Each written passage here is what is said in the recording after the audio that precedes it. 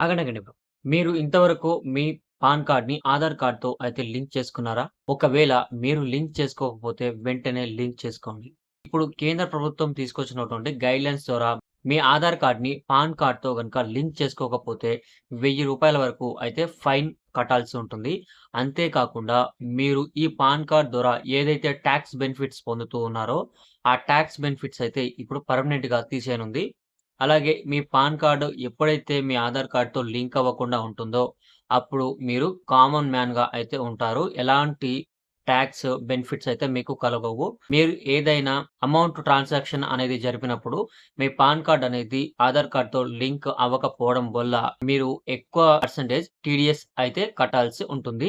దీనివల్ల మీకు చాలా మొత్తంలో లాస్ అయితే వస్తుంది. ఈ ఆధార్ కార్డ్ అనేది పాన్ కార్డ్‌తో లింక్ చేయడం వల్ల డూప్లికేట్ పాన్ కార్డ్స్ కూడా తీసివేయబడతాయి.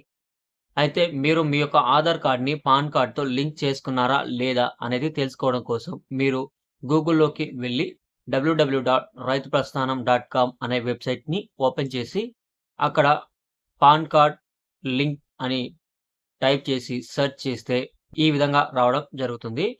మీరు ఆర్టికల్‌ని ఓపెన్ చేసి స్క్రోల్ చేస్తే మీకు చెక్ యువర్ స్టేటస్ అని ఉంటుంది. అలాగే లింక్ యువర్ పాన్ కార్డ్ అని ఉంటుంది. మీ స్టేటస్ చెక్ చేసుకున్న తర్వాత మీ పాన్ కార్డ్ అనేది ఒకవేళ లింక్ అవ్వకపోతే వెంటనే అక్కడి నుంచి లింక్ అయితే చేసుకోండి.